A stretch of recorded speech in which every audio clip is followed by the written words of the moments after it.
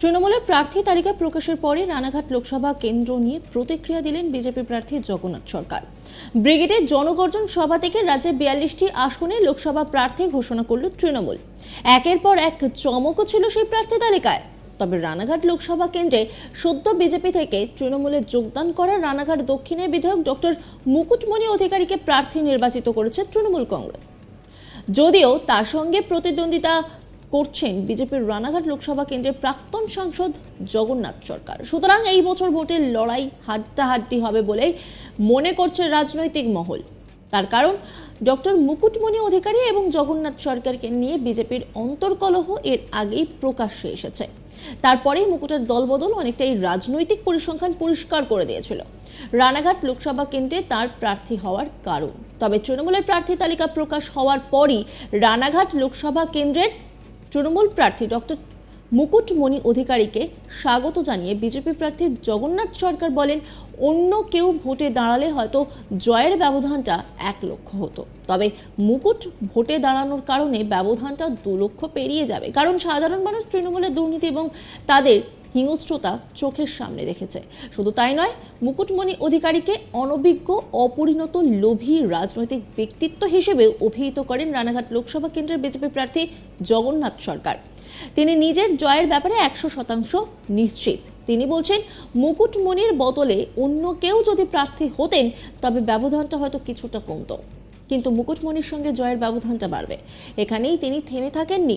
তিনি বলেছেন, তৃণমূলেরই একাংশ নাকি মুকুটমণিকে পছন্দ করেন না, তাই তিনি যে ভোট পাবেন না সেই নিয়ে এক প্রকার নিশ্চিত বিজেপি প্রার্থী জগন্নাথ সরকার। মুকুটমণিকে গদ্দারও বলে কটাক্ষ করেন জগন্নাথ সরকার, কারণ একটা সময় মুকুটমণি বিজেপিরই সদস্য ছিলেন।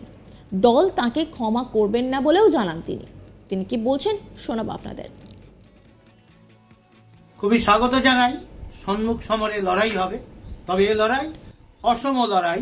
অন্য কেউ প্রার্থী হলে কমসে কম ব্যবধানটা 1 লক্ষ কম থাকতো, আর তার সঙ্গে যা ব্যবধান হতো 1 লক্ষ বেড়ে গেল। কারণ আমি নিশ্চিতভাবে জানি মুকুটমণিকে তৃণমূলের পক্ষ থেকে একটা বড় অংশ কোনো মতেই মেনে নেবে না, এবং ভারতীয় জনতা পার্টি আদর্শ ভিত্তিক দল, সেই দলের কোনো কর্মী, একটা কর্মীকেও যেমন তিনি তৃণমূলে নিয়ে যেতে পারবেন না, একটা ভোটও পড়বে না। তাই ভারতীয় জনতা পার্টি গদ্দারকে তার জবাব ভোটের মাধ্যমেই দেবে। এমনিতেই মোদিজির নেতৃত্বে দেশ দ্রুত অগ্রগতি ঘটছে। সেই দল পরিত্যাগ করে যে দলে কেস একের পর এক, চুরি, জোচ্চুরি, ধর্ষণকারী সেই দলে তিনি নাম লিখালেন, এটা আমার মনে হয় লজ্জা হওয়া উচিত। এবং অপরিণত, অনভিজ্ঞ, লোভী রাজনৈতিক ব্যক্তিত্ব ছাড়া এ কাজ কেউ করতে পারে না। দলের সঙ্গে গদ্দারি করে এ কাজ করা, তার জবাব জনতা দেবে, এটা আমার বিশ্বাস। প্রসঙ্গত, লোকসভা ভোটের মুখে বিজেপি ছেড়ে তৃণমূলে যোগ দিয়েছিলেন মতুয়া বিধায়ক মুকুটমণি অধিকারী। ঘটনাচক্রে তারপরে অল ইন্ডিয়া মতুয়া মহাসংঘের পদ থেকে অব্যাহতি দেওয়া হলো তাঁকে। তারপর আমরা যে ছবিটা দেখলাম যে 4 তারিখ মমতা বন্দ্যোপাধ্যায় এবং অভিষেক বন্দ্যোপাধ্যায়ের মিছিলে তৃণমূলের পতাকা হাতে তুলে নিয়েছিলেন মুকুটমণি অধিকারী। সেই সময় মনে করা হচ্ছিল রানাঘাট কেন্দ্র থেকে তাকে প্রার্থী করতে পারে রাজ্যের শাসক দল। তিনি মতুয়া মুখ হিসেবে পরিচিত। এলাকায় স্বচ্ছ ভাবমূর্তি রয়েছে তরুণ এই ডাক্তারবাবুর। স্বাভাবিকভাবেই তাঁকে সামনে রেখে বিজেপি প্রার্থী জগন্নাথ সরকারকে সরাসরি চ্যালেঞ্জ ছুড়ে দিল তৃণমূল, তা বলাই বাহুল্য।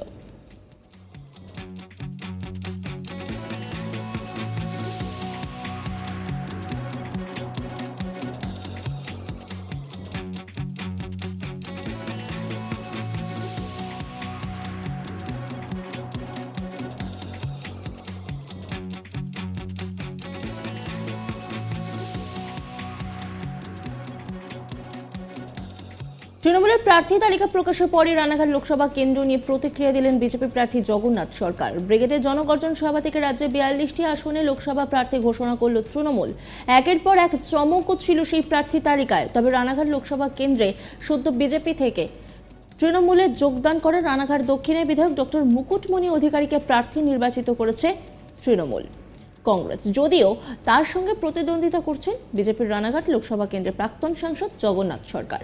সুতরাং এই বছর ভোটের লড়াই হাড্ডাহাড্ডি হবে বলেই মনে করছে রাজনৈতিক মহল। তার কারণ ডক্টর মুকুটমণি অধিকারী এবং জগন্নাথ সরকারকে নিয়ে বিজেপির অন্তর্কলহ এর আগেই প্রকাশ্যে এসেছে। তারপরে মুকুটের দলবদল অনেকটাই রাজনৈতিক পরিসংখ্যান পরিষ্কার করে দিয়েছিল।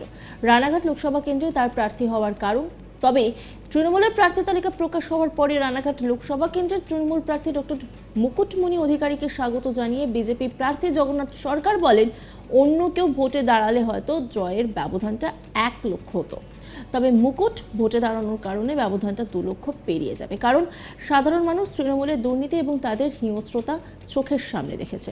শুধু তাই নয়, মুকুটমণি অধিকারীকে অনভিজ্ঞ, অপরিণত, লোভী রাজনৈতিক ব্যক্তিত্ব হিসেবে অভিহিত করেন রানাঘাট লোকসভা কেন্দ্রের বিজেপি প্রার্থী জগন্নাথ সরকার। তিনি নিজের জয়ের ব্যাপারে 100% নিশ্চিত। তিনি বলছেন, মুকুটমণির বদলে অন্য কেউ যদি প্রার্থী হতেন তবে ব্যবধানটা হয়তো কিছুটা কমতো, কিন্তু মুকুটমণির সঙ্গে জয়ের ব্যবধানটা বাড়বে। এখানেই তিনি থেমে থাকেননি।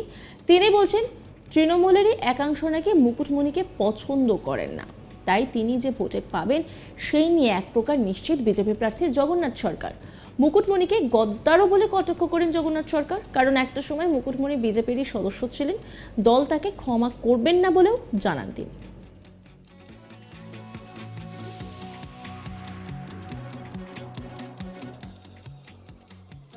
খুবই স্বাগত জানাই। সম্মুখ সমরে লড়াই হবে, তবে এ লড়াই অসম লড়াই।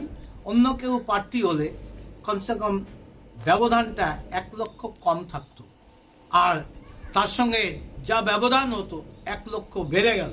কারণ আমি নিশ্চিতভাবে জানি মুকুটমণিকে তৃণমূলের পক্ষ থেকে একটা বড় অংশ কোনো মতেই মেনে নেবে না, এবং ভারতীয় জনতা পার্টি আদর্শ ভিত্তিক দল, সেই দলের কোনো কর্মী, একটা কর্মীকেও যেমন তিনি তৃণমূলে নিয়ে যেতে পারবেন না, একটা ভোটও পড়বে না।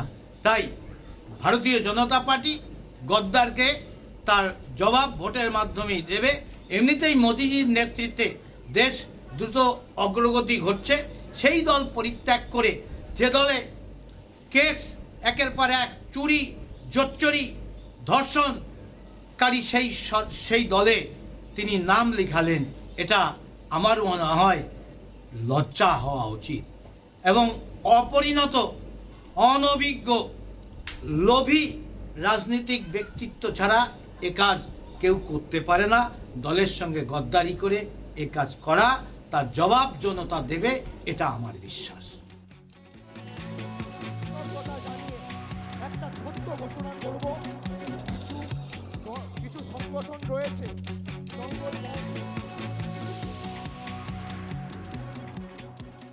অন্যান্য খবরের আপডেটের জন্য অবশ্যই নজর রাখুন আজ তাক বাংলার ইউটিউব স্ট্রিমিংয়ে।